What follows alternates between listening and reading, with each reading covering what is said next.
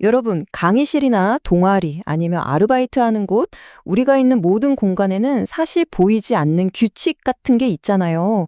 어떤 곳은 되게 위계 질서가 빡세고 또 어떤 곳은 깜짝 놀랄 만큼 자유롭고 수평적이죠.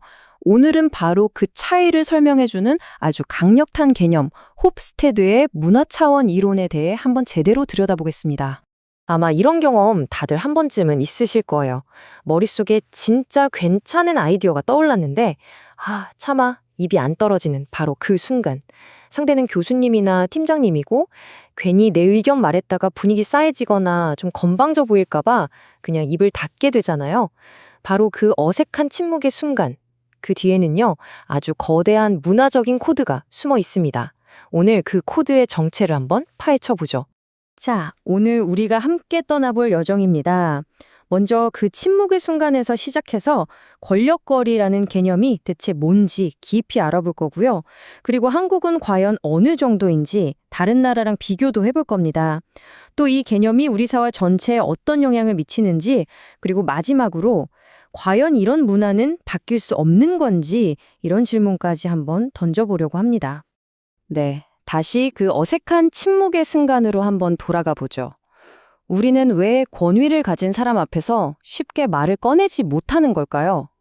그 비밀을 푸는 열쇠가 바로 사회심리학의 아주 중요한 개념, 권력거리에 있습니다. 자, 이 정의가 오늘 내용의 거의 전부라고 할 수 있으니 한번 집중해 주세요. 보통 권력거리라고 하면 힘 있는 사람이 아랫사람을 얼마나 누르냐, 뭐 이런 걸로 생각하기 쉬운데요. 사실은 정반대입니다. 이 개념은 철저하게 아래에서 위를 보는 관점이에요. 다시 말해, 힘이 약한 구성원들이 권력은 원래 불평등한 거야 라는 사실을 얼마나 당연하게 여기고 또 그걸 받아들이냐 하는 문제인 거죠. 이건 누가 강요하는 게 아니라 우리 모두가 암묵적으로 동의하고 있는 일종의 사회적 약속 같은 겁니다. 이게 현실에서는 어떻게 나타날까요? 한번 두 개의 다른 세상을 상상해 보세요. 먼저 권력거리가 높은 사회. 여기서는 불평등이 그냥 자연스러운 세상의 이치로 여겨져요. 상사나 선배는 나랑은 뭔가 다른 종류의 사람, 좀 더 특별한 사람처럼 느껴지죠. 반면에 권력거리가 낮은 사회에서는요, 불평등은 없애야 할 문제로 봅니다. 상사는 그냥 역할이 다른 동료일 뿐이고 위계질서는 일을 편하게 하려고 만든 도구 정도에 불과해요. 심지어 자녀 교육 방식까지 달라져요. 어른에 대한 존중을 가장 먼저 가르칠 거냐? 아니면 너 자신의 생각을 갖는 독립성을 더 중요하게 가르칠 거냐? 이 차이죠. 좋습니다. 이론은 이 정도로 하고 이제 이 개념을 우리한테 가장 익숙한 한국의 사례로 한번 가져와 볼게요. 과연 한국은 이 권력거리라는 저울 위에서 어디쯤에 서 있을까요? 홉스테드는 각 나라의 권력거리를 0점에서 100점 사이로 점수를 매겼는데요. 이걸 권력거리 지수 PDI라고 부릅니다. 자, 그럼 한국의 점수는 바로 60점입니다. 이 60점이란 숫자가 대체 뭘 의미하는 걸까요? 한마디로 말하면 한국 사회에서는 위계질서나 불평등이 세상에 돌아가는 자연스러운 방식의 일부로 받아들여진다는 뜻입니다. 어른이나 상사에 대한 존중은 그냥 좋은 태도를 넘어서 사회의 아주 중요한 가치인 거죠. 그래서 조직은 보통 중앙 집권적인 모습을 띠고 구성원들은 위에서 명확하게 지시하고 이끌어주기를 기대하는 문화가 만들어지는 겁니다. 60점이라는 게 어느 정도인지 감이 잘 안 오실 수도 있으니까 아예 정반대편에 있는 나라를 한번 소환해 볼게요. 바로 덴마크입니다. 점수가 몇 점이냐면 18점이에요. 와, 이 차이 좀 보세요. 60대 18. 이거 그냥 문화 스타일이 좀 다른 정도가 아닙니다. 세상을 보고 사람을 대하고 회사를 운영하는 기본 운영 체제 자체가 다르다는 걸 보여주는 숫자죠. 그럼 덴마크처럼 PDI가 낮은 문화는 어떨까요? 거기는 사회 전체의 목표가 불평등을 최소화하는 데 맞춰져 있어요. 아이들은 어릴 때부터 자기 의견을 당당하게 말하는 독립적인 사고를 하도록 교육받고요. 직장에서 상사는 뭔가 어려운 존재가 아니라 언제든 찾아가서 편하게 의견을 나눌 수 있는 코치 같은 동료로 여겨집니다. 중요한 결정도 누가 위에서 딱 정해서 내리는 게 아니라 충분한 토론과 협의를 거치는 게 너무나 당연한 거죠. 자, 그런데 이 권력거리라는 개념이 진짜 놀라운 점은요.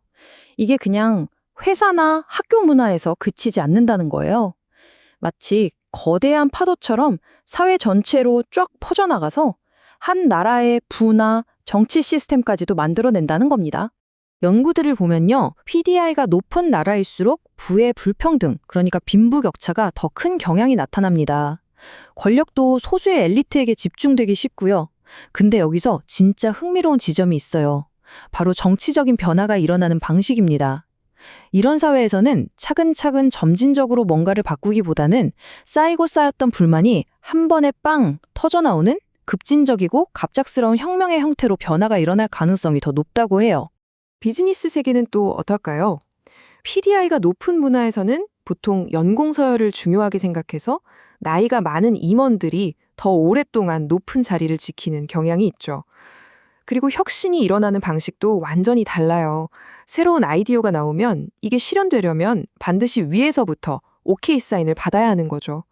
반면에 PDI가 낮은 문화에서는 누가 시키지 않아도 어디로 튈지 모르는 꾀짜 같은 사람들이 자발적으로 뭔가를 시도하다가 혁신이 빵 터지는 경우가 훨씬 많습니다. 이 모든 이야기를 쭉 듣고 나면 머릿속에 자연스럽게 이런 질문이 떠오르죠. 아니, 그럼 이 문화적 가치는 한번 정해지면 영원히 안 바뀌는 건가? 우리는 이 보이지 않는 규칙이라는 운명에 그냥 갇혀 있어야만 하는 걸까요? 이 이론을 처음 만든 홉스테드 본인은 이 질문에 대해서 꽤 단호했습니다. 이런 문화적인 가치는 아주 어릴 때 거의 무의식적으로 배우기 때문에 한 사람의 평생 그리고 한 사회의 여러 세대에 걸쳐서 굉장히 안정적으로 유지된다고 봤어요. 거의 문화의 DNA 같은 거라는 거죠. 하지만 이야기가 여기서 끝나면 재미없죠. 아주 흥미로운 장기 연구가 하나 있는데요. 약 30년이라는 시간 간격을 두고 여러 나라의 젊은 세대를 비교해 봤더니 진짜 놀라운 공통점이 발견됐어요. 전 세계 거의 모든 문화권에서 젊은 세대는 그 이전 세대보다 더 낮은 권력거리를 선호하는 쪽으로, 그러니까 더 평등을 지향하는 쪽으로 움직이고 있었다는 겁니다. 세상이 전반적으로 조금씩 바뀌고 있다는 거죠. 그런데 여기서 정말 결정적인 반전이 하나 있습니다. 모든 나라의 점수가 전반적으로 조금씩 낮아지고는 있지만 다른 나라들과 비교했을 때 그 상대적인 순위는 거의 그대로였다는 사실이에요.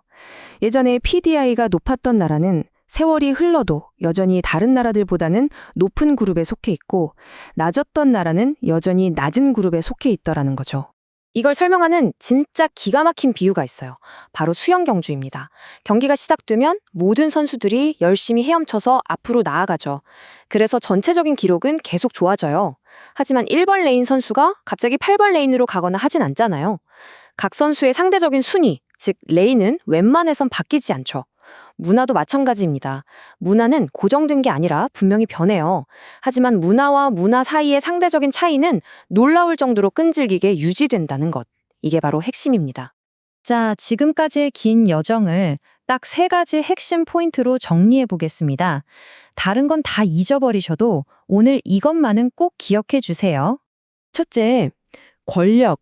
권력이라는 건 권력자가 휘두르는 힘이 아니라 구성원들이 그것을 수용하는 정도에 의해 정의된다는 것. 관점을 완전히 바꿔야 한다는 점을 꼭 기억하세요. 둘째, 근형 상사를 대하는 태도 문제 같아 보이는 이 사소한 가치 하나가 사실은 한 사회의 부가 어떻게 나뉘는지, 정치가 어떻게 돌아가는지, 혁신이 어떻게 일어나는지까지 결정하는 엄청난 파급 효과를 가진다는 사실입니다. 그리고 마지막 셋째, 문화는 절대 박제된 유물이 아니라 계속해서 변한다는 것. 하지만 동시에 다른 문화와의 상대적인 차이는 정말 끈질기게 유지된다는 이 미묘하고도 중요한 진실입니다. 자, 마지막으로 여러분께 질문을 2개 던지면서 마무리하려고 합니다.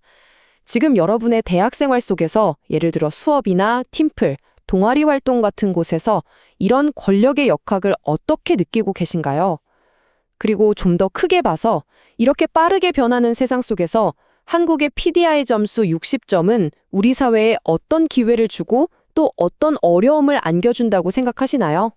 이 보이지 않는 규칙을 이해하는 것, 어쩌면 그게 바로 변화의 진짜 첫걸음일 겁니다. 들어주셔서 감사합니다.